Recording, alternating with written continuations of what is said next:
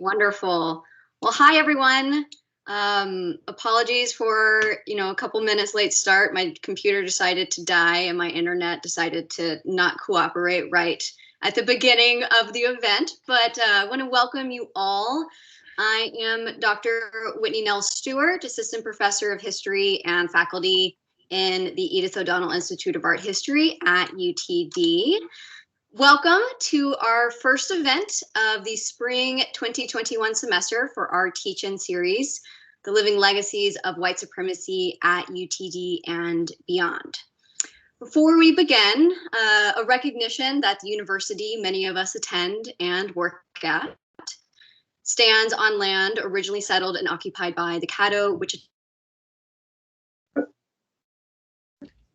the forced removal of Indigenous people. Just one of the many legacies of white supremacy that we in this teach-in series want to better understand and dismantle. This teach-in series was created at UTD during a time of global activism for anti-racism and racial justice. The organizers recognize that the Academy has a lot to learn about the living legacies of white supremacy, including in higher education at large, as well as on our own campus in particular. We very much recognize that there is a wealth of knowledge in our communities, the practical expertise of people really doing the anti-racist work, as well as that historical and cultural knowledge of artists and scholars like those we have with us today. The teach-in series seeks to tap into that wealth, featuring conversations and calls to action with faculty, staff, students, and community leaders.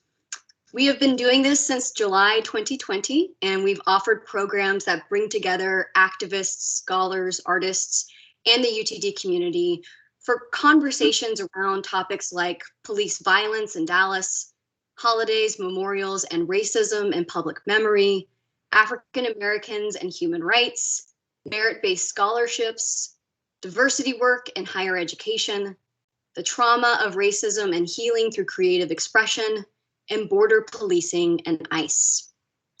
We're very excited to add this event to our roster, a round table of historians who will examine the history and legacy of white supremacy in Dallas, as well as in urban Texas. Unfortunately, Kate Holliday, architectural historian, is unable to join us this afternoon, but she did send along some information about an important project that she's working on entitled Reclaiming Black Settlements, a design playbook for historic communities in the shadow of sprawl.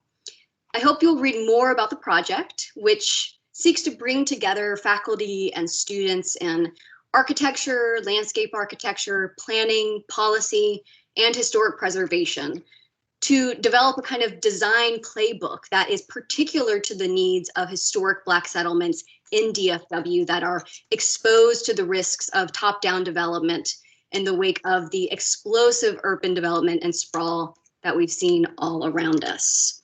You can read a little bit more about that. I'll put that in the chat. But back to our event today, because we have 5 outstanding historians who are going to help us go on a journey through the past, help us better understand how and why this history continues to shape our world today. Each panelist will give a brief introduction to their own scholarship, specifically focusing on how white supremacy and racism enters into the history that they study. Then we'll open it up to questions from the audience. Now, before we get started, a few housekeeping items. If you or someone you know wants to receive regular teach-in updates, please sign up to be on our email list. You can also follow us on Instagram. After the event, we hope that you will complete our feedback survey. This is important because it gives us a sense of who is actually attending, what you want, and what you're getting out of these events. And if you value this work that we're doing and you want to support us, we hope you'll consider donating to the teach-in series. Thank you to all of you who have donated thus far, as well as to the School of Arts and Humanities and the History and Philosophy track for supporting our work. Now, as is the case at all teach-in events, we're going to be talking about difficult subjects. And so I want to ask everyone to be present and to be respectful. I want you to listen and learn, but I also want you to inquire. We have these experts here to help us think through the living legacies of white supremacy at UTD, in Dallas, and beyond. Please do note that this event is being recorded, and just so you know, the recording will be posted on the Arts and Humanities YouTube channel. We ask that you keep your mic and camera off. During the Q&A, please use the chat function to ask a question. Our moderator, Stevie Evans, will field the questions for the participants, as well as introduce the panelists. Before I hand it off to Stevie, though, let me quickly introduce her. Stevesha Evans is a second-year graduate student in the history program at UTD. I am happy to say she is in my public history graduate class this semester. Her areas of interest include 20th century African American and women's history, race, colorism, respectability politics, and feminism. What Stevie enjoys most about history is the excitement of learning something new and then sharing it with friends and family. And I'm sure we'll all be learning and sharing after this event. So Stevie, if you will please get us started. Absolutely. Thank you so much, Dr. Stewart, for that wonderful introduction. And I'm so happy to be a part of this and feel so honored and blessed to be able to moderate this event. I would first like to go ahead and introduce, and I'm so sorry if I mispronounce your last name, I'm gonna do my best, but Dr. Max Krochmal, did I say that right? It's Krochmal. Krochmal, I'm so sorry about that. Dr. Max Krochmal, he is a scholar, activist, and writer based in Fort Worth, Texas. He is an A.M. Pate Junior Associate Professor of History and was the founding chair of the Department of Comparative Race and Ethnic Studies at Texas Christian University. He is the author of Blue Texas, The Making of a Multiracial Democratic Coalition in the Civil Rights Era. That was published by the University of North Carolina Press in 2016. Winner of the Organization of American Historians Frederick Jackson Turner Award, the National Association of Chicana and Chicano Studies, Tejas Foco Nonfiction Book Award, and other prizes. He is also co-editor of Civil Rights in Black and Brown, Histories of Resistance and Struggle in Texas, and directs the Oral History Project undergirding the volume. In the community, Krochmal co-chairs the Fort Worth Independent School District Racial Equity Committee and serves on the board of United Fort Worth, a multiracial grassroots community organization. In 2021 through 2022, he will assume the Fulbright Garcia Robles Chair of U.S. Studies at the Universidad de las Americas, Puebla, Mexico. A native of Reno, Nevada, he majored in community studies at the University of California, Santa Cruz, before earning graduate degrees in history at Duke University. So welcome. Thank you. That was the whole thing. I appreciate it. Yeah. So you want me to go ahead and do my quick one now, right? So cool. So yeah. So as Stevie said, and thank you, Whitney, and everybody for organizing this panel. All of you for being here today. I'm delighted to be here with all my colleagues. Some of them all good friends, people I haven't seen necessarily in a while. So it's great to be here, even virtually. If only we could do it in person.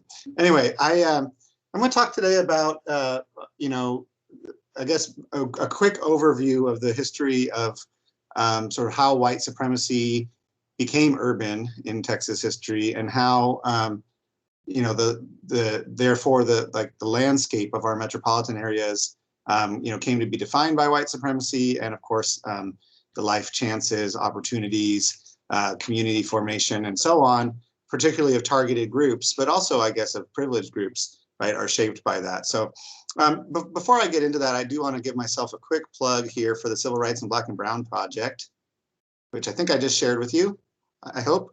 Looks good. This is our website, Civil Rights in Black and Brown, crbb.tcu. You can also find us on Facebook.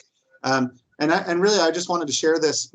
We do have a book that's coming along, but I wanted to give it to you as a resource, right? So no matter where you are in Texas, you can find interviews on this website. This little video will introduce it to you in greater depth. But we have almost 8,000 clips on the website from close to 500 interviewees, African Americans, Latinos, others. And you can kind of search by specific subjects that you're interested in, anything related to civil rights, really broadly defined. And also you can filter it by place or whatever you want. And if you click on one, right, there's a clip, sometimes there's a transcript, sometimes not. There's all these subject keys. It'll recommend similar clips, and you can kind of just have fun with it. And so I encourage everyone watching this, if you're doing any kind of research, whether that's a term paper or just wanting to learn more about your community, go ahead and check it out. And please email us at crbb@tcu and just let us know how you're using the site. We're going to try to add some more features beyond the database in the coming year. Okay, just wanted to share that quickly so that, then really what I'm going to talk about today is driven to a large extent by those interviews, by the 500 plus interviews that we did as a group over the course of a couple summers, and thinking about the stories that we heard in the process, right? So we go out, we interview African American and Latinx community leaders. We ask them about their histories. We ask them, about their communities, their upbringing, and we learned about the ways in which they experienced institutional racism in Texas. And so the book makes a number of key points, I think, around that, right? The first one, which may seem obvious, which is that Jim Crow existed here, right? Texas was part of the Confederacy, and following, the violent, often overthrow of Reconstruction, it implemented this new system of Jim Crow as a new form of caste, as a new way to dominate and subjugate African Americans. And then simultaneously in South and West Texas, Anglo leaders came there and conquered and created the system that I call Juan Crow.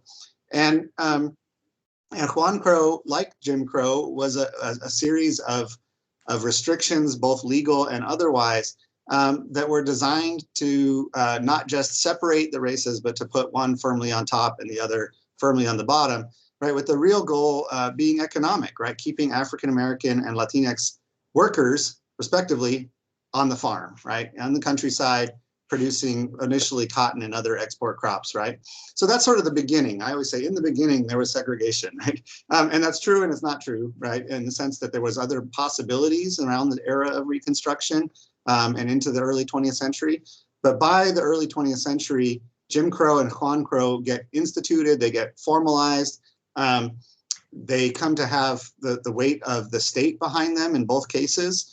And so even though we sometimes draw distinctions between sort of de jure segregation by law and de facto segregation by custom, the more I think historians probe that, the more we realize that that distinction doesn't hold water, right? And so, for example, de jure, so-called, let me go back up, the segregation, the system of Juan Crow that confined Mexican Americans in West and South Texas carried the weight of the state behind it in many, many ways. And I can't get into all of that now, but to give you just one example, right? If you step out of line, it's the state police forces that come and knock your heads in, right? So that is state-sanctioned segregation, as well as state-sanctioned violence and terrorism, right?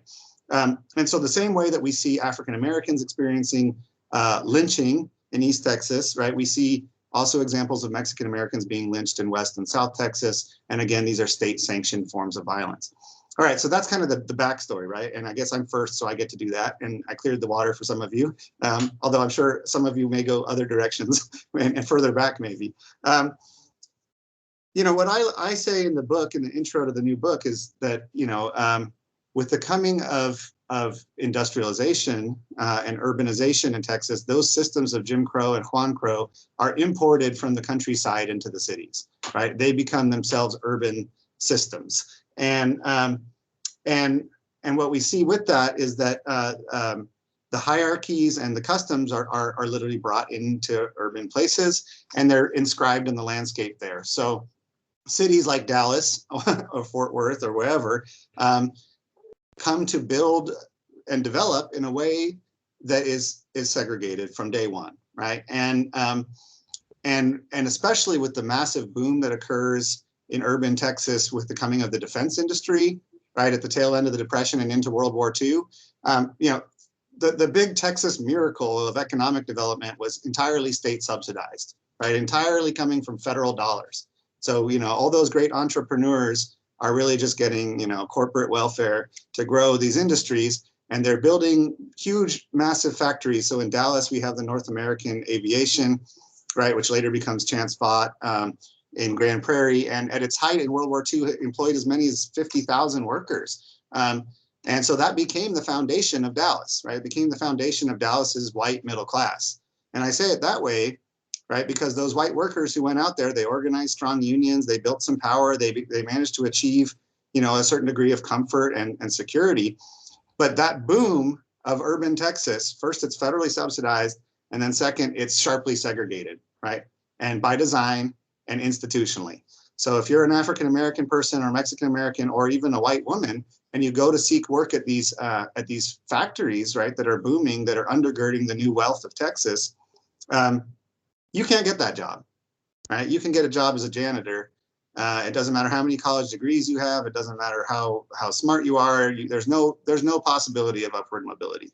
So when I first came to Dallas doing research around 2007, maybe, one of the first things I did actually was hang out with a bunch of African-American retirees from that same aircraft plant. And I asked them about their experiences.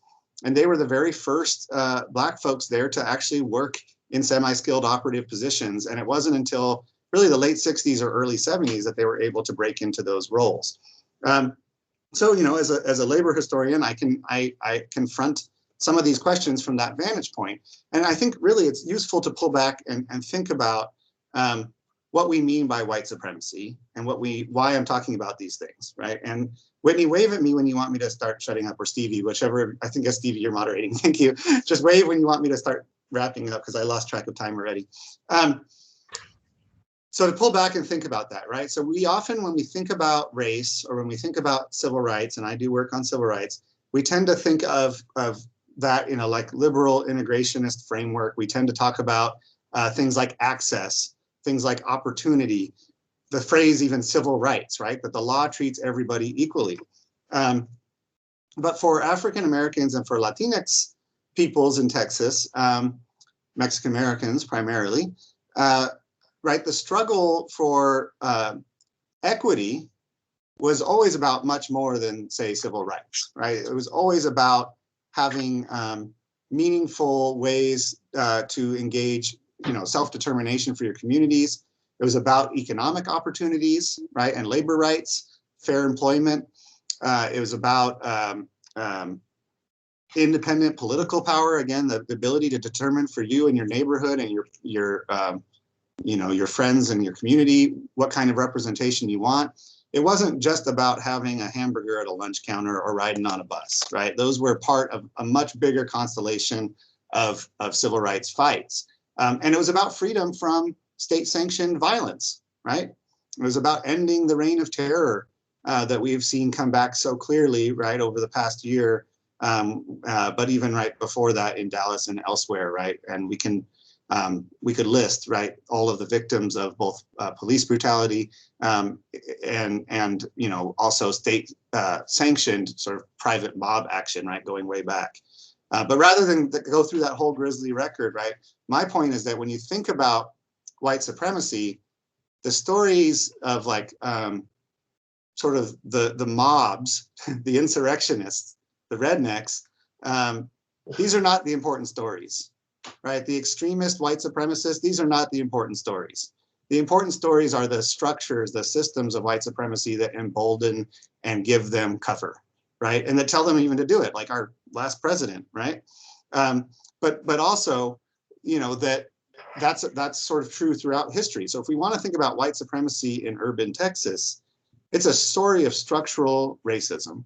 It's a story in which the city's wealth, the development of its neighborhoods, right, the segregation of the city, these are all things that are created by public policymakers in cahoots with economic elites, right? These were not natural outgrowths of the market. These were not people wanting to stay near people of their own kind because it feels better, right?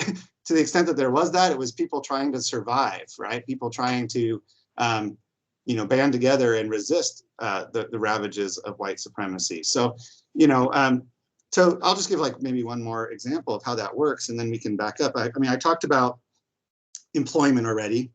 We could talk about housing, right? Housing, of course, has been sharply segregated in American history. And that, again, is something that has been promoted by public policy at all levels of government, federal, state, and local. It's not, again, an accident that our neighborhoods are segregated. It was something that that policymakers encouraged and continued really to encourage, right? And we see that also in the schools. So when a school district, as an example of local government, decides where to build a school or where to invest resources, they're creating the structures of segregation even well after the Brown versus Board decision, right? And maybe arguably now as well, right? And choosing where to site schools and where to site programs and whatever else. So I guess in sum, right, this system of segregation or of white supremacy, it's just that, it is a system, right? And so if we want to confront it and think about the future, we have to take that whole big universe of issues into account. We can't act like police brutality started yesterday. We can't act like everything was hunky-dory in the mid-1960s when Martin Luther King was around, right? And we certainly can't think of it solely in black and white terms, certainly not in a place like Texas, but I don't think anywhere. And so, I encourage everyone listening to this to, keep reading, keep learning. I'm sure my colleagues will have wonderful comments. And, I think in particular, the story of Juan Crow and of Latinx Americans and the ways in which they experienced segregation, the way in which they fought back against segregation, and even, I'll add, the alliances forged between African American and Latino communities. That's a major part of my research and of the book, and I can talk about that more later, right? How do we build solidarity across racial and ethnic lines in order to fight the system of white supremacy? It turns out there are quite a few good examples from history, and so I can share those, or you can look up our books. But yeah, that's good for now, I guess. Thank you all for having me, and yeah, I look forward to more conversation and hearing my colleagues. Thank you so much, Dr. Krochmal. I really do appreciate that. I'm going to go ahead and introduce our next presenter, and this is Dr. Doug Miller, and he is an assistant professor of Native American history at Oklahoma State University. His first book, Indians on the Move, Native American Mobility and Urbanization in the 20th Century, published by UNC Press in 2019, discusses how and why Native American peoples embrace mobility and urbanity as a survival strategy, while imagining cities such as Dallas as places for new Indigenous futures. He is currently working on 2 new book projects, one about the legendary Kiowa musician Jesse Ed Davis, and one about histories of Indigenous incarceration in North America. Prior to joining OSU, he was a postdoctoral research fellow at SMU's Clement Center for Southwest Studies. It's so nice to have you here, Dr. Miller. Hey, thank you so much. Thank you for that introduction, Stevie. Thank you for inviting me to participate today. It's a real privilege to participate in this conversation and share just a little bit of what I've learned about Indigenous peoples in Dallas-Fort Worth and beyond, and their relationship to race, white supremacy, and so forth. As you heard there, my work is interested in how hundreds of thousands of Native American peoples moved to major American cities during the 20th century, and how they did so on their own terms with their own certain futures in mind. So I'm especially interested in empowering stories despite the sort of context that we're here to discuss today, which is white supremacy. I'm interested in stories about how Indigenous peoples insisted on belonging in major cities like Dallas through mobility and work. And I'm interested in the historical consequences of those efforts, which often included marginalization and incarceration. Dallas is a major city in this story, especially when in September 1957, it became a major destination as part of the federal urban relocation program that supported the movement of Native peoples from reservation Indian country to major cities, ostensibly for work, education, and social opportunities, but also as part of an ongoing historical effort to compel Native people to merge into the social, cultural, and political mainstream of the American body's politic. The wages of urbanization could be fruitful for many Native American families in the form of steady work and opportunities that could support families where reservation economies, as a legacy of colonization, could not. So many Native peoples living in Dallas stayed connected with kin in Oklahoma and beyond, and employed the city almost as a satellite job and social center, turning the metropolis itself on its head and treating it like a reservation suburb, with the population concentration, not to mention the traffic concentration, on the periphery as opposed to the center of the community.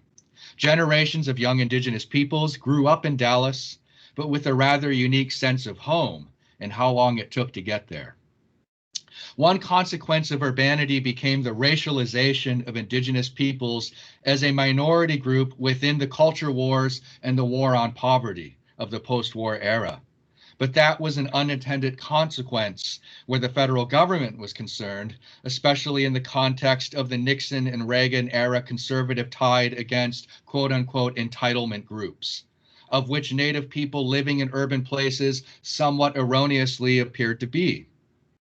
There were and remain members of Indian nations, they were and remain members of Indian nations who can thrive in urban space and physically, culturally, and intellectually belong where Dallas is located because it has always been Indian land.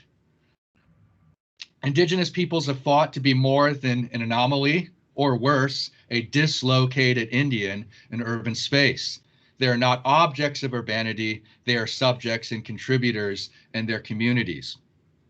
So if white supremacy has historically advanced through the resources of not just Indian land and Black labor, as we often tell the story, but also Indian labor and Black land, then the first step in thwarting that process is by seeing and hearing Indigenous peoples within urban communities. And if doing so, if seeing them, or if they are blurry or muted in the metropolitan community context, it's not for lack of effort. It's rather the static and the fog that rolls in from centuries of settlers needing to believe that Indians would disappear.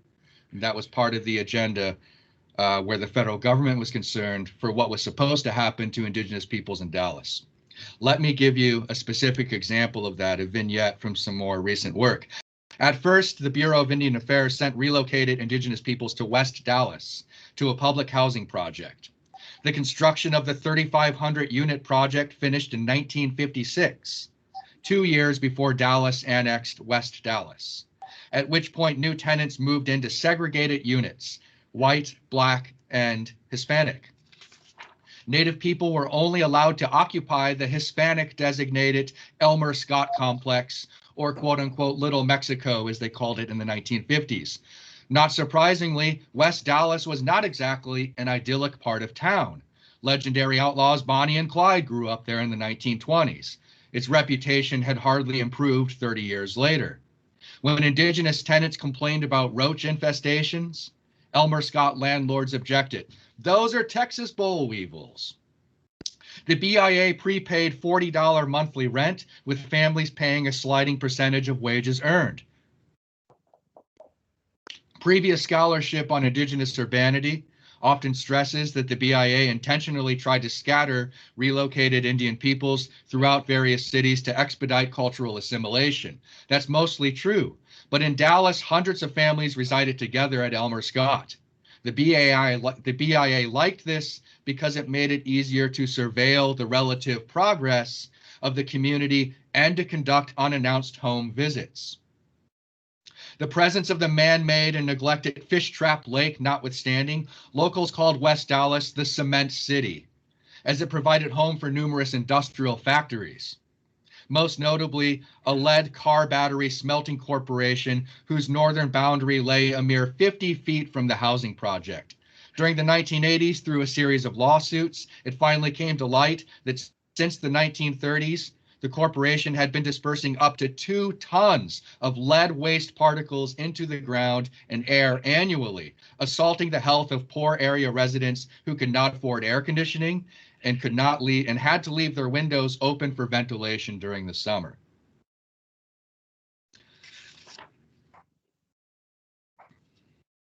While West Dallas is experiencing gradual renewal today, it hardly sits in proximity to Dallas's elite neighborhoods or even the area's middle-class cultural districts. The quote-unquote mainstream did not run through West Dallas. Strangely, or perhaps not, today's West Dallas offers no obvious indication that Indigenous peoples ever lived there. Let me jump ahead a little bit to some concluding thoughts. To counter these narratives in my work, I'm interested in stories and understandings about Indigenous peoples that elevate them in place and time. I do this by focusing on survival stories set in Indigenous organizations, social services agencies, Indian centers, churches, bars, health centers, school programs, social clubs, sports teams, powwows, a radio program, and more. And I'm happy to say more about those different dimensions of my interests as we go forward in Q&A. And I'll stop there. Thank you. Thank you so much, Dr. Miller. I'm sure there's a lot of burning questions in the audience regarding Indigenous history, particularly in Dallas. So thank you so much for that. I'd like to introduce our next presenter. This is Dr. Michael Phillips. So Dr. Phillips is a scholar of American racial ideology. A former journalist, he received his PhD from the University of Texas at Austin in 2002. His first book, White Metropolis, Race, Ethnicity, and Religion in Dallas from 1841 to 2001, was published by the University of Texas Press in 2006 and won the 2007 Texas Historical Commission's Prize for Best Book on Texas History. Dr. Phillips received a Mellon American Council of Learned Societies Community College, Texas Historical Commission's Prize for Best Book on Texas History. Phillips received a Mellon American Council of Learned Societies Community College Faculty Fellowship in 2019 to 2020 to study the history of scientific racism in Texas, and assigned a contract with the University of Oklahoma Press to write The Strange Career of Eugenics in Texas from 1854 to 1940. Welcome, Dr. Phillips. Thank you.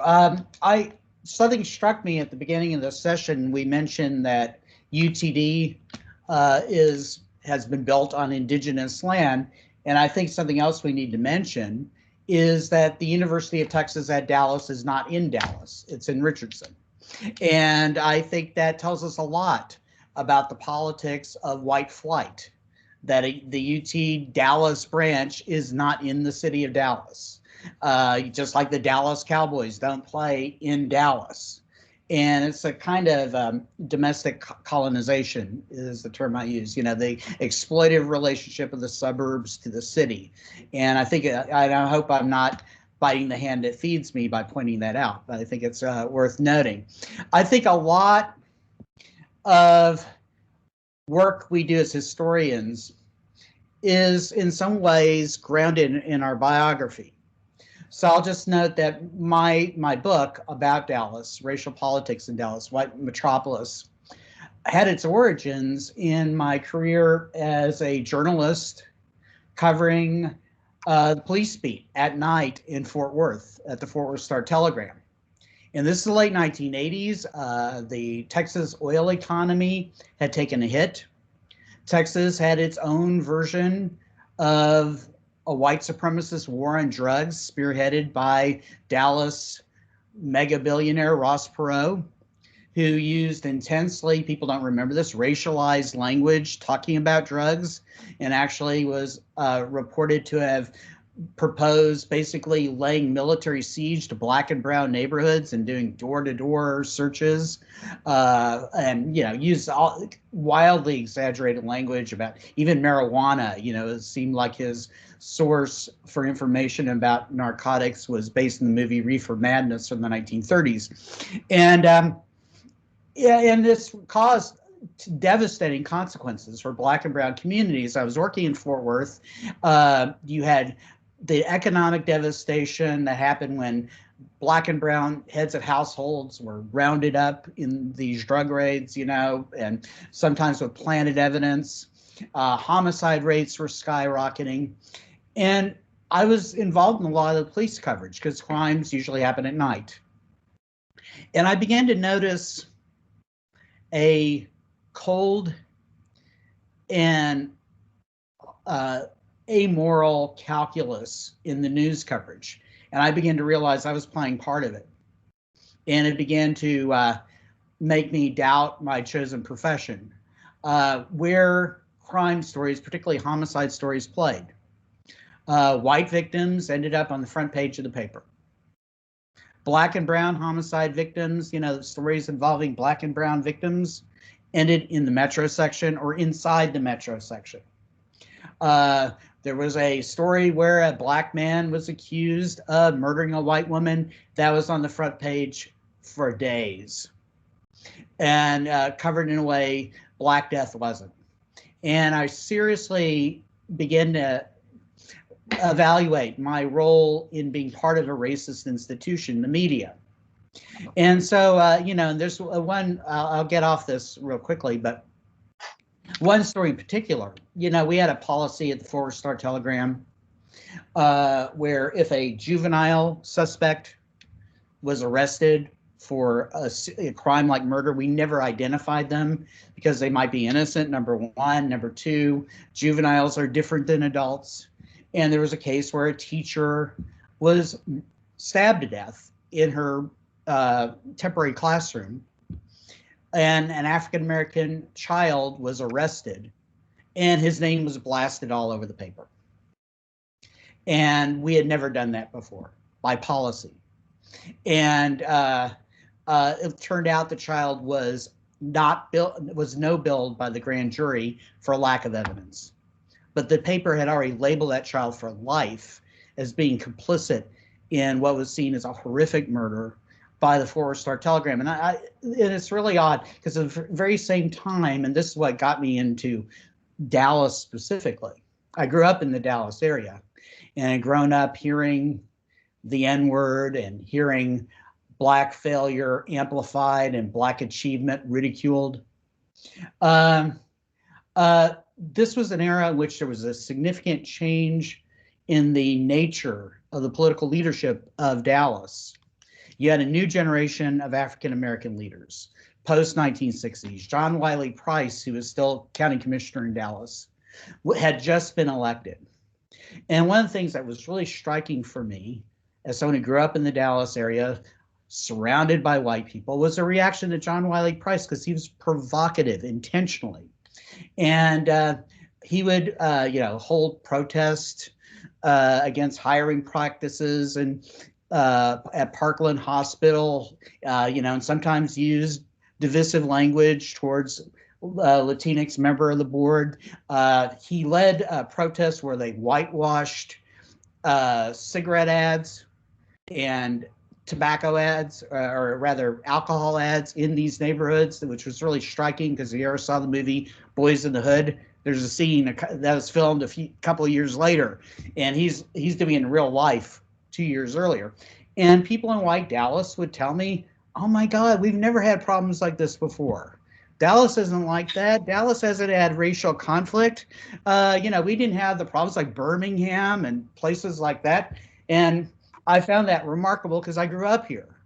You know, in high school every year, my high school, North Garland High School, played South Garland, and the Confederate battle flag was their banner. They were called the Colonels. You know, I mean, I knew about the ugly racism, and there was a police rampage of violence against the Black community in Dallas at the time. 21 African Americans were being shot to death by Dallas police every year during the 1980s. That was the average. You had 1 year where it was 29, which was the record. And these victims were often elderly African-American men and women who were reporting what they thought were crimes going on in their neighborhood, and the Dallas police ended up shooting them. And so this really made me curious.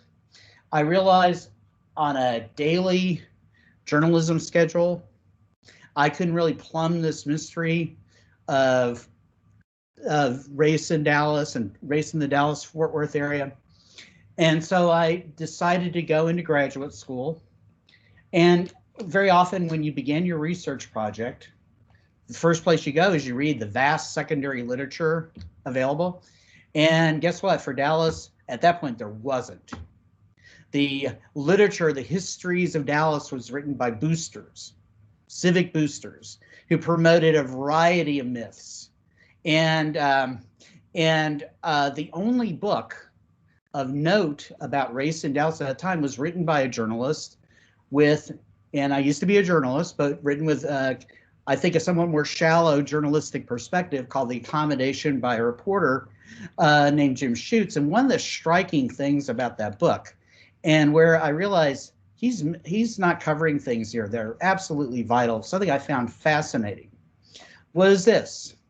I was reading the book, and he focuses on this series of bombings that take place.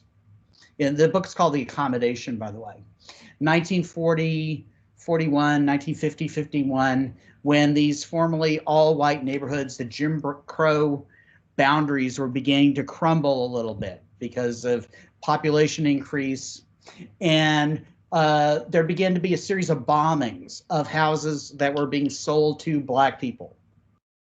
And he just whizzes past this fact, what I thought was really significant, that the only person, there was a widespread conspiracy involving lots of white people, but the only person put on trial for these bombings was a man named Pete Garcia, who was going around the neighborhood putting up whites only signs, and was apparently the person who would lit the fuse.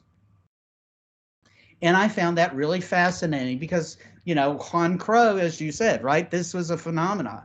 And that was certainly true in Dallas. You know, there was, if you want to call it de facto or de jure, the fact is that the Latinx community was limited to, 4 elementary schools in Dallas. And, you know, very often the school system operated to push students out of the school system and into the labor force as soon as possible. The Latinx community was harassed by the Dallas police, but this particular individual perceived himself as white. And that, for me, said that this is a fascinating story. How do people who are victimized by white supremacy invest in white supremacy? And then I began to realize, well, you know, the white working class is the main group that does that. They do get benefits. There's no question. You know, they have much better chance of surviving an encounter with a police officer. They have a much better, you know, as even the poor have better access to health care. Although they lack substantial political control over their lives. And so, again, so this is interesting. How do people invest in this concept of whiteness? And that's the focus of my book. And I began to find lots of fascinating examples. You know, this was an era when I got to grad school where there's this burgeoning literature, people like David R. Rudiger, you know, writing about the wages of whiteness. My mentor at UT Austin was Neil Foley, who wrote a wonderful book about white, Black, and Mexican-American sharecroppers in Texas called The White Scourge. And so he was interested in my project and really did a great deal to encourage it. And it was fascinating over and over again, this phenomena of, because in the social sciences, it had been accepted for quite some time at that point that race was socially constructed. There are still little corners of academia.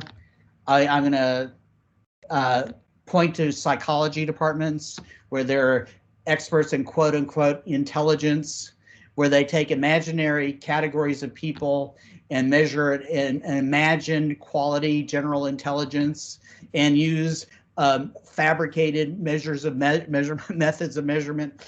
They believe race is real, but you know, the academia, by the time I was in it, had accepted the notion that race was socially constructed. What was fascinating for me about the concept of whiteness as a social construct is the idea of the fluidity of race, and that whiteness earned, quote unquote, can be whiteness lost. And what that does to shatter unity, to shatter coalitions. You know, Dr. Krochmal does a brilliant job in Blue, Texas of describing coalition building. I focus more on what dissolves coalitions. And the concept of white identity definitely is a major factor. And I just, what I found really fascinating going through the archives, you know, I think I was the first person to look at this newspaper published in the 1950s and 1960s in Dallas, the Dallas Americano, a man who identified himself as Pedro Ochoa, as the publisher. And his newspaper was filled with slogans in Spanish saying segregation is liberty, preserve your white race. You had going through the LULAC papers that are stored in Austin. It was very apparent that the leadership of that group wanted to keep arm's length from the African American civil rights movement. And this one leader said, "Don't call us a civil rights movement. We don't like the term," and mocked the idea of the March on Washington, saying we don't favor those kind of protests. That's not how we do things here. And this struggle to get the Texas Department of Public Safety, and ID cards to not have Mexican as a category, and they had lots of valid arguments linguistically, and about the idea of race itself, that they raised interesting points. Same with, the Department of Public Safety used to list Hebrew as a racial category.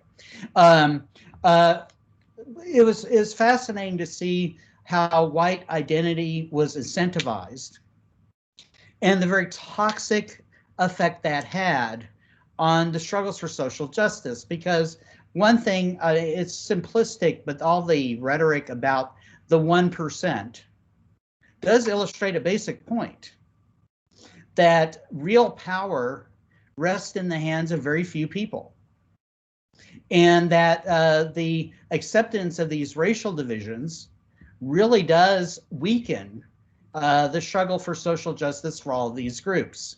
As I said, that Dallas had this myth, this origin myth, that it supposedly had been built out of nothing. It had a city for no reason for being, and that it basically was the will, it was summoned by the will of these genius white businessmen who had never erred in building this terrific center of commerce and economic power. And it's a narrative that the heroes are all white men, and it's an anti-democratic narrative. It's been hard to construct a counter narrative because of that, because that myth has been widely accepted. I grew up hearing it, and I think that that and the whole construction of whiteness has really served to leave a power structure in place where, for instance, we now have an African-American mayor in Dallas, the second African-American mayor. There have been some wonderful uprisings in Dallas about immigrant rights in recent years, about Confederate monuments, taking them down, and about police violence. And the mayor of Dallas, who's African American, his proposal in response to calls to defund the police has been to increase funding for the police. And in fact, to defund the bureaucracy. And we know what that means rhetorically. That means social services. That means government intervention to aid people who need the help. But anyway, so that's the arc of my story of my book. And so I'm glad to listen to everyone else. Thank you. Thank you so much, Dr. Phillips. You've given me a lot to think about, and it made me think about some of the conversations I had with my mom about Dallas history, because she grew up during the civil rights movement. So we had a lot of conversations about that. But anyway, let me go ahead and introduce our next speaker. It is my pleasure to introduce Dr. Bernadette Pruitt. Dr. Bernadette Pruitt, who is an associate professor of history at Sam Houston State University. She earned her PhD from the University of Houston in 2001. She teaches courses on race and ethnicity, internal migrations, and recent United States history. Her book, The Other Great Migration, The Movement of Rural African Americans to Houston, 1900 to 1941, won the Otis Locke Book Award with the East Texas Historical Association in 2014. Dr. Pruitt is currently studying Black women historians in Texas and World War II in Texas. Thank you, my sister. Thank you, my sister. So good afternoon, brothers and sisters. So I want to talk a little bit about my journey in the academy as a historian, and then transition into the scholarship I'm currently working with several other women historians looking at African American women in Texas as historians, as scholars, looking at their ability to navigate the treacherous waters of race. How does an African American woman recognize her humanity when there are often reminders, and these reminders come in many ways, shapes, and forms, that the world still sees you as different, as marginal, as inferior, and the reminders are there daily. And this isn't to say that the reminders are not internal. The reminders are there internally and externally. So I say that because even when it comes to my scholarship, there is always an interest in wanting to reflect on family, on Blackness. I recognize that I am here because of those who paved the way before me, whether my slave ancestors, whether the ancestors who were kidnapped from their West African communities centuries ago, my grandparents and great-grandparents who lived most of their lives in Jim Crow racial segregation, and my grandparents who took the first step to leave racism in the South as being members of the Great Migration, on into the lives of my parents. And especially now that both of my parents have transitioned into eternity, it's really essential for me to always pay homage to the elders. So when I began my journey as a historian 30 years ago at Texas Southern University in graduate school, I initially thought of myself as wanting to look at the Great Migration to Detroit. I'm a native Detroiter, and the story of the Great Migration is an extraordinary one. But as I began to delve into the sources, it became clear from the historiography, especially from the historiography, but from source materials, that people have already written about this. What is interesting, perhaps, is that no one talks about internal migrations that are always occurring within the South. So going back to the antebellum period, okay, there have always been internal migrations. Now, of course, when we think about these internal migrations, we're thinking of what? The domestic slave trade or the Second Middle Passage, okay? I think of Jim Crow segregation as the third Middle Passage for African descent peoples here.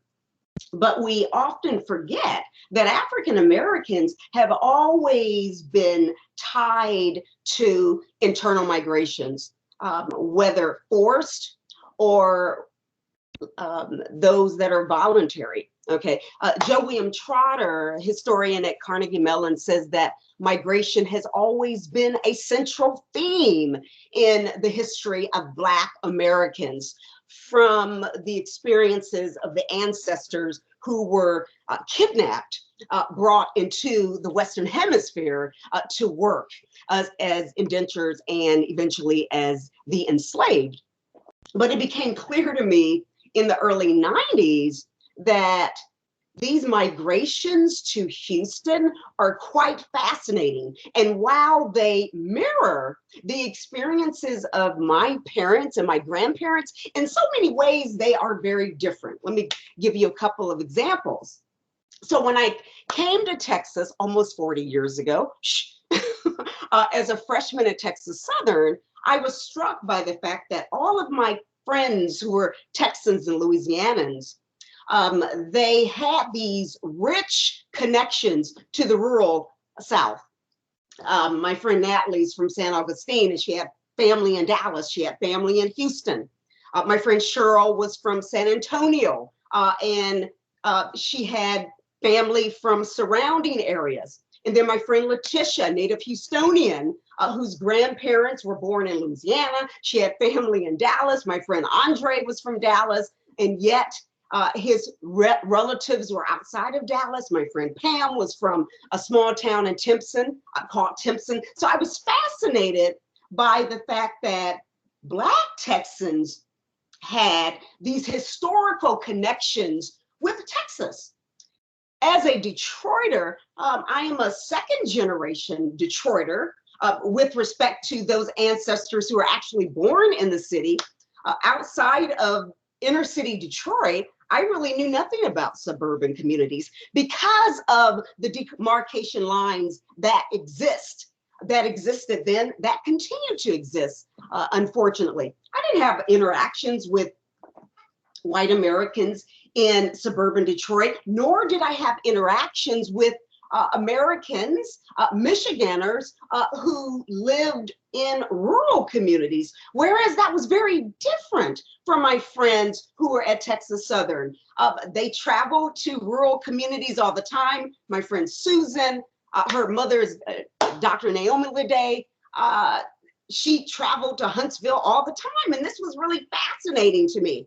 When I entered graduate school at UH in 92, 93, it became apparent that it would probably be repetitive to do something on Detroit. And of course, there have been newer studies looking at various aspects of the Great Migration. But it also became fascinating to look at those primary documents, such as welfare applications, census data, oral interviews, manuscript collections, source materials that help people to understand who this community is. Because without question, since the beginning of Houston, African Americans have been there from the very beginning as slaves, as dozens of free Blacks. They helped to build the city.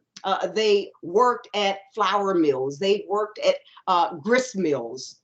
When we begin to see Houston's transition into railroading, African Americans are there, because railroading is the #1 employer of Blacks in 1900. And so there are hundreds of thousands of Houstonians who are employed with Southern Pacific and other railroads, Old Katy, and African Americans are there as well. But of course, it is the discovery of oil at Spindletop in 1901 and the regrettable, terrible, tragic Galveston hurricane of 1900 that will transform this small city town into what ultimately becomes the 4th largest city in the country. So even in that transition into becoming a manufacturing center, African Americans are there. When we look at the communities that are created, the Black communities that are created during this time, it is apparent that the African Americans who are moving to Houston as a result of the Great Migration in the early 20th century, they're building on the communities that are already present, because it was emancipated Blacks that built the first churches, right? That helped to create schools and fraternal orders, that really gave the signal that there is something interesting about life here, and there are opportunities to be had. Okay, so African Americans will respond to that call. Now, what's interesting about Black migration into southern cities is that while it mirrors the Great Migration to places outside of the South, there are differences. So one of the major fascinating differences is that when African Americans are leaving Huntsville and Conroe and Montgomery and Crockett, they are moving to Houston. In many ways, it is chain migration that is driving these migrations, but the chain migration will provide them with homes, with jobs, largely because they have friends, they have family members already there. There are recommendations that are put in Black newspapers advertising jobs. And while we know that labor agents went into the South to encourage Black flight out of the South. Okay, we know that occurred during World War I. We know that occurred during World War II. Oftentimes, Southern migrants were met with a degree of hostility, particularly during the First Great Migration, because the African-American Northerners that were in Detroit and Chicago, Boston, New York, their communities began in the antebellum period. These are free Black communities. And because the Black population grew, the racism intensified. And so there's a good deal of resentment toward those Southerners. Whereas African Americans who are making their way to Houston in the first half of the 20th century, they are being welcomed by African Americans who themselves are the descendants of slaves. So slavery is that common thread that connects these groups, the established residents who are already there, and the newcomers who are coming there, okay? Certainly, Blacks are playing an important role in the expanding population that we see, and the expansion of manufacturing. There's no question about that. Blacks will make up the majority of the bottom run workforce. Listen, as late as 1940, Latinos are only 5% of Houston's population. It is World War II that signals, the Bracero program that really signals the mass immigrations of Latinos, Latinx peoples of Mexican ancestry. Okay, so the point I'm saying here is Blacks play an important role in the creation of Houston. And Houston's transformation from a small city like Huntsville, I mean, Houston in 1900 had a population of 44,000. Okay, by 1930, it is the largest city in Texas. By World War II, it is the largest city in the South. By 1980, it is the 4th largest city in the country, and it is on the cusp of becoming the 3rd largest city in the country. So without question, Black Houstonians and other Houstonians as well, others, help to make this happen. So I'm a little nervous about time, so I'm gonna stop here. Thank you very much.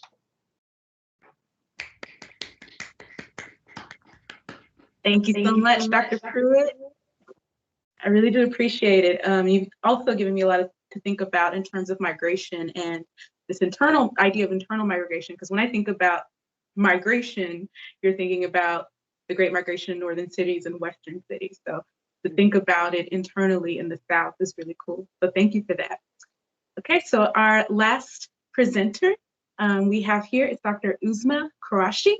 She is an associate professor of history at Sam Houston State University. Her book, Redefining the Immigrant South, Indian and Pakistani Immigration to Houston During the Cold War, was published in 2020 with UNC Press in the New Directions in Southern Studies series. It examines the significance of race, ethnicity, and class for Asian immigrants as a window into the post-Jim Crow South. Her honors include the 2020 Vicki L. Ruiz Award, honorable mention for the Carlton C. Quayle Award, and the Summerlee Fellowship for the Study of Texas History at the Clements Center at SMU. Thank you so much and welcome, Dr. Qureshi. All right, thank you for inviting me. I'm excited to be a part of this conversation today. So as Stevie noted, my book is called Redefining the Immigrant South, and the subtitle, which is not as exciting, it kind of outlays the specifics of the project, in which I examine the significance of immigration from South Asia as a window into the post-Jim Crow American South. So what I endeavor to do in the book is to reframe our understanding of 20th century migration by exploring the tangled politics of race, class, and ethnicity in the United States. I try to do this by merging several historical subfields. So immigration history meets Cold War history, meets Southern history, meets urban history. But at its heart, redefining the immigrant South is an examination of power hierarchies in everyday American life. And at the core of that are race and class. And I like to define race. I find it helpful to define race as a power construct that emerges at the intersections of economics, politics, the law, and social norms. So I think it's more helpful to look at it that way as a power construct than as we typically look at it and define it as a social construct. So these racial hierarchies that I look at in the book, and I examine them across the 1950s, 60s, 70s, 80s, and even into the 2000s. These are perpetuated in highly visible as well as less visible ways. We see racial disparities. We see them in the labor sector. We see them in public education. But one of the things that I do, and I trace this across time to understand how race unfolds at the demise of Jim Crow, I look at residential patterns. With a space as large as a metropolis, sprawling Houston, right, sprawling Dallas, for example, it's not as easy to recognize racial patterns from the ground level, on the ground, as a lived reality, because it really does, it's contingent on where you actually engage with space, where are you moving throughout the city. But if you zoom out and examine the city at a macro scale, these racial hierarchies and racial patterns become glaringly and painfully obvious. And one of the things that my project reveals to me is by using GIS maps over time, so comparing the 1960s, 70s, 80s, so decadal maps according to the census, what I see is that Jim Crow segregation experienced not just a continuation after the end of Jim Crow, but an expansion of racial segregation in Houston after the 1960s.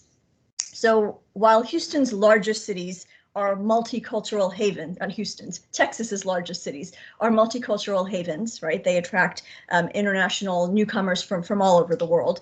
Their populations are nevertheless fractured along class lines, because we see that in things like the city-suburb divide. We see it in a city like Dallas, the north-south divide, right? So you can see these class divisions, but we also see that these kinds of bifurcations split along racial lines. Suburbanization is an example of that pattern of suburbanization, and which is the norm in many Texas cities. Suburbanization occurs in specific ways, not in a general way. If we examine it closely, what we see using the Houston example is that middle-class Houstonians fled the city of Houston, the literal city limits. They fled the city limits in the 1970s as a response to the desegregation of Houston's public schools. They did this in the 70s, that continued in the 80s and has continued since then. But middle-class white Houstonians didn't flee the suburbs generally. They didn't just go to the suburbs. They selected their suburbs carefully because these decisions were couched at the nexus of racial and class calculations, right? So they very specifically selected particular suburbs. What do immigrants have to do with any of this? Well, what I do is I place immigrants in these historical processes that are underway in the city. And so in doing so, I shed light on both immigrant experiences, but also what's happening in the broader city. And I try to give it deeper meaning in the book. One of the things that I find is that the movement of Asian Americans, which is the group that I look at, and I look at a specific subset of Asian Americans, that it corresponds closely with class. And so, in other words, middle class Asian Americans interject and map onto the same patterns of white flight that white middle class Americans engage in. And so as white middle class Americans are moving to the suburbs in the 1970s and new immigrants settle in the city, they map onto those same processes. Asian Americans, because they make up increasingly a larger and larger proportion of city populations, they obviously are in lower populations in the urban, in the rural areas, but in city populations, they are among the fastest growing of all groups, Asian Americans, and obviously for Houston, Latinx people. Because they increasingly make up the composition of these cities, by tapping into where they live and how they assign meaning to where they live, in other words, how they explain why they live where they live, we learn a lot about the city and about the urbanization of Houston. I'm going to close, and I'm leaving my comments kind of short, but I'm going to close by making the point that race making and place making are overlapping processes. That in order to understand oneself as a racialized subject, that is rooted in the defining structures of place. And even if those structures change over time, and even if that understanding changes over time, nevertheless, those two processes overlap. And I'll end it with that.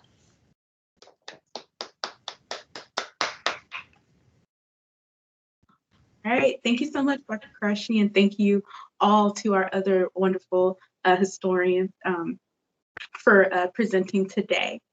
I did have a question because I've been thinking about how racism affects different racial and ethnic groups and kind of how we all fall under this umbrella of white supremacism. For other non-white racial groups that participate in anti-Black racism, would that action be the same as upholding white supremacy? And in what ways did anti-Black racism take place across the spans of Texas history, most particularly in urban areas? Well, when I discuss whiteness in my book, I say that whiteness is based on a series of negations. It's defined by what it's not. And in the bottom line, it's not Black, it's not socialist, it's not community oriented, it's atomistic, it's individualistic, it's a denial of the existence of a larger community and a greater good. It's a series of vacuums, basically, a void. And so I think that that's the bottom line, and that's how you enter into whiteness, is typically by anti-Blackness.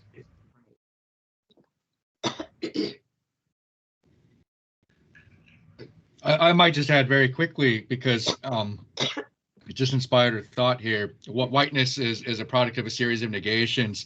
I would also suggest that it's a series of expectations for non-white people, a series of expectations for social, cultural, political, economic behaviors, and where Indigenous peoples sort of get pushed into this matrix.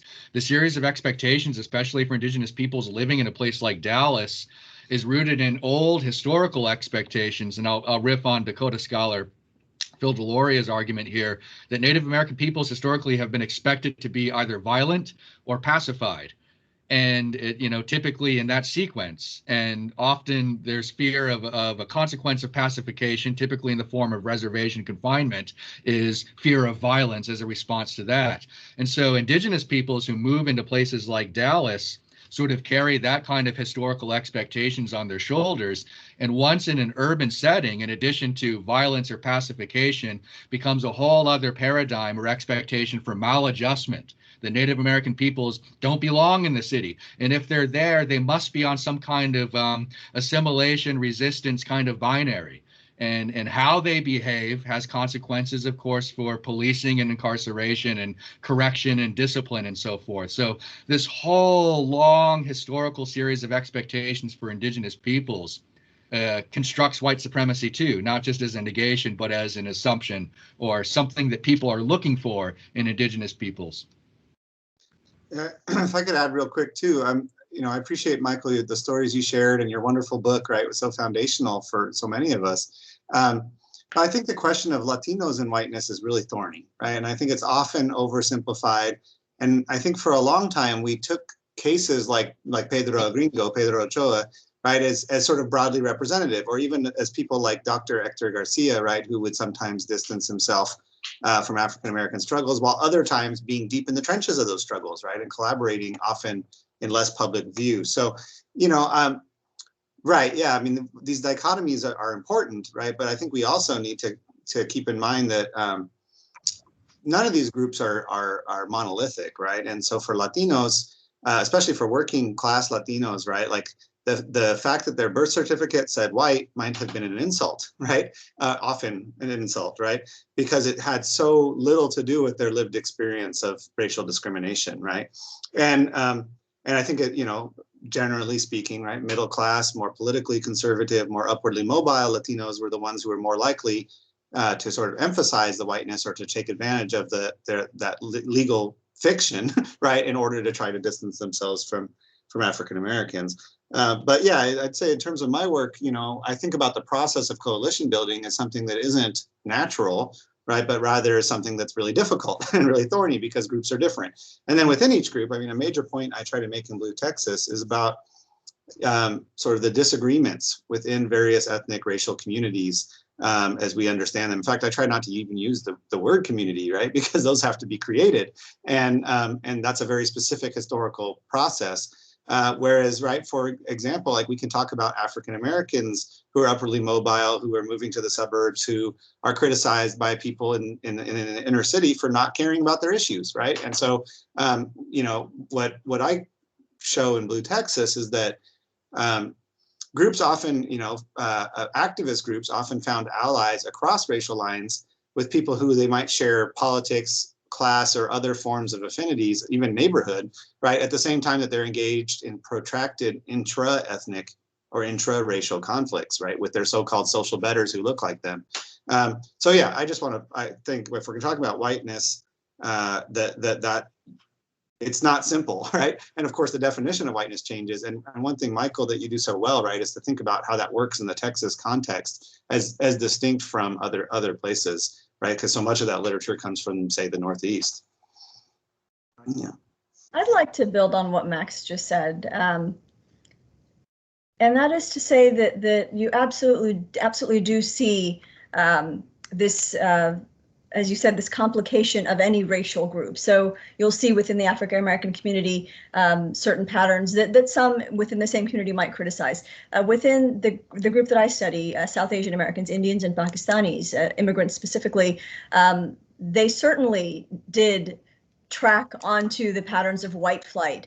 But I also say that I also conclude that actually those same patterns, though at first glance seem to be the same, when digging deeper, they're actually not the same. So I don't call their movement to the suburbs white flight, I call it brown flight. And the reason for that is because even while they, as racialized immigrants themselves, even as they may be replicating those patterns of flight, and with some of the same rationale, right? They're trying to physically distance themselves from African Americans because of the way that they understand African Americans to sort of embody these behaviors and these characteristics. And that's part of that's part of becoming racially literate when you come to the United States. You start to learn exactly how the United States operates on a racial basis. So they become literate in that way, and they make choices and decisions based on that.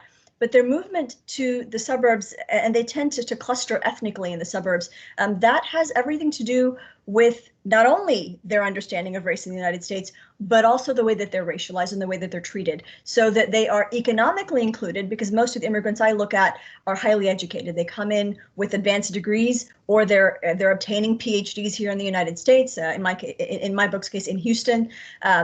So they have all of this sort of cultural capital, but at the same time, they are socially outcast. So I think it might be helpful also right now to define white supremacy. What do we mean by that? This is a panel discussion on that. And the way I like to define it, and there obviously are other ways to do so, but that it's a system in which the major forms of power, right, economics, politics, and social norms, cultural norms, that the major forms of power have accrued disproportionately and historically to one group. And in the case of the United States, that group is whites. And so the binary here isn't really, to my mind, it's not white-black. The binary is white, non-white.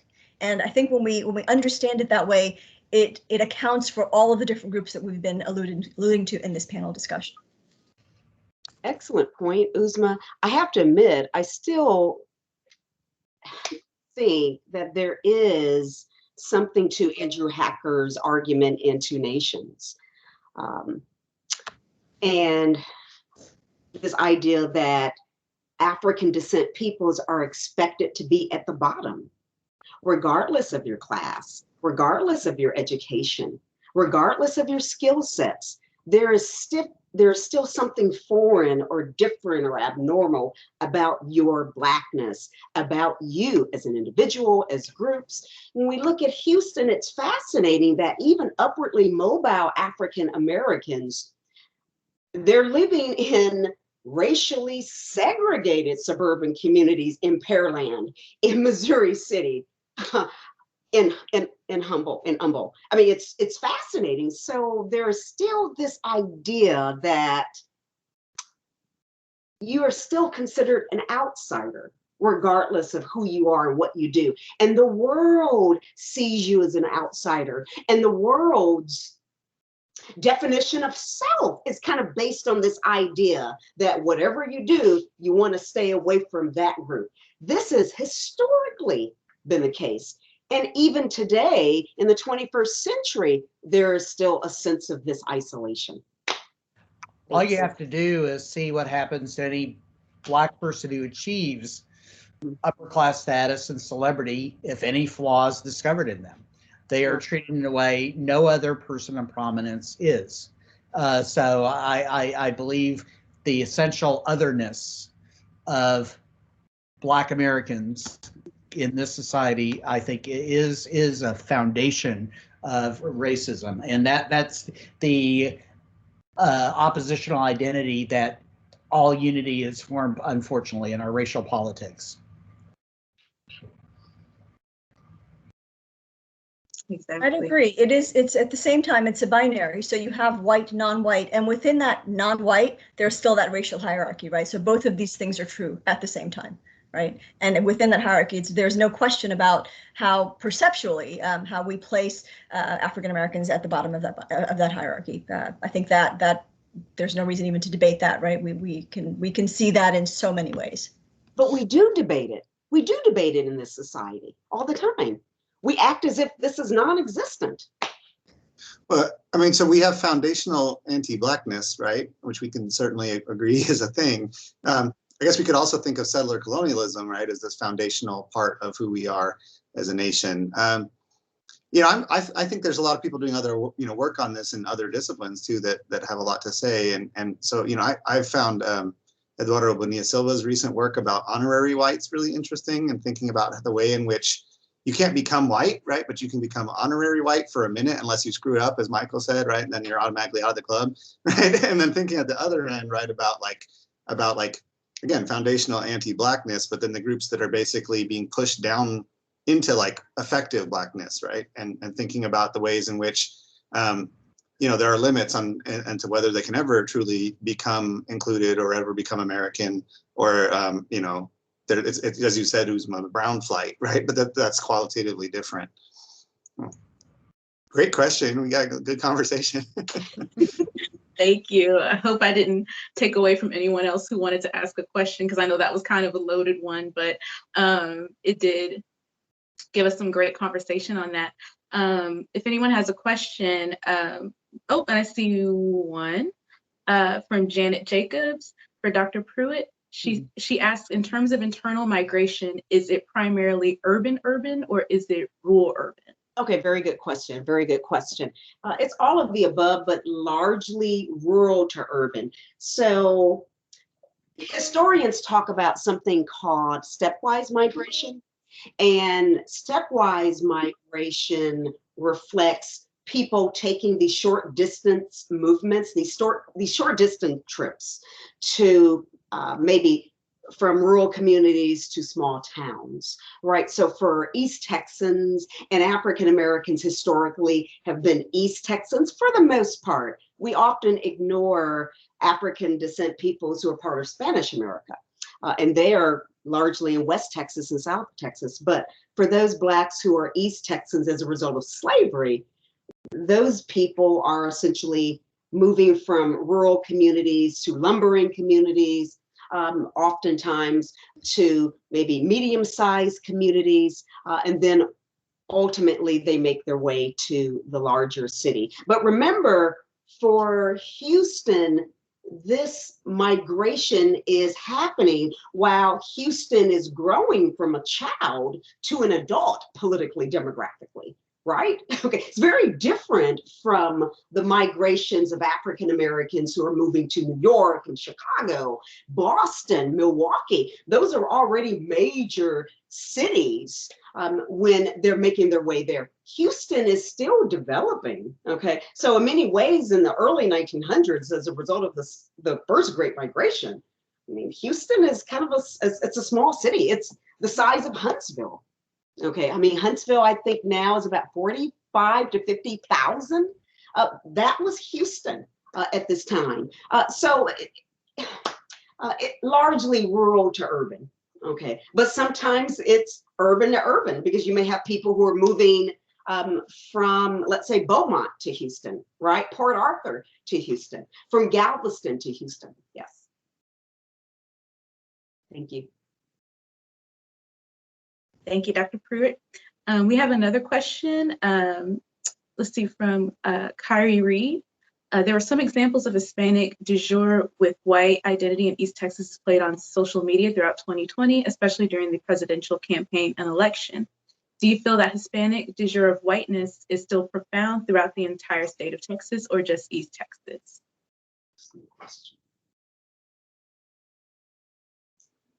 I can start, but I'm not sure I know the specific references or even completely understand the question, but I'll say that, you know, so of course, these questions become situational, right? That there's, I mean, that's how racial formations work, right? That's how we can have the debate that we're having now about how is it that the group's positioning, you know, shifts over time and gets constantly constructed and reconstructed, and can folks transcend it or whatever, right? So yeah, I mean, I would say that my sense of Latinos in the South broadly, and East Texas is part of that region, right, is that they are constructed as not American, right, and as not white, but they're also constructed as not Black, and that means that there's sometimes, say, competition over employment, housing, public services, certainly political representation. At the same time, we see examples in say, Brazos Valley, you know, Bryan College Station, where we see Latino organizations very consciously trying to build connections with African American groups. So I think, you know, that sort of fiction still exists in the sense that, right, the census still considers Latinos white, or, you know, most Latinos, right, they still consider it ethnicity rather than race, even though I don't think that conforms with the way that our society broadly has constructed power and therefore race, as we pointed out, right? At the same time, right, school districts in the South are increasingly imagining Latinos as a racial group as they do, as they're treated in Texas, right? Where integration in Texas schools is always based on a triracial formulation. So yeah, they're all over the place, right? And then you end up with, you know, a George Zimmerman who's supposedly half Hispanic, whatever that means, right? Who of course murdered Trayvon Martin. So yeah, there aren't easy answers to that question.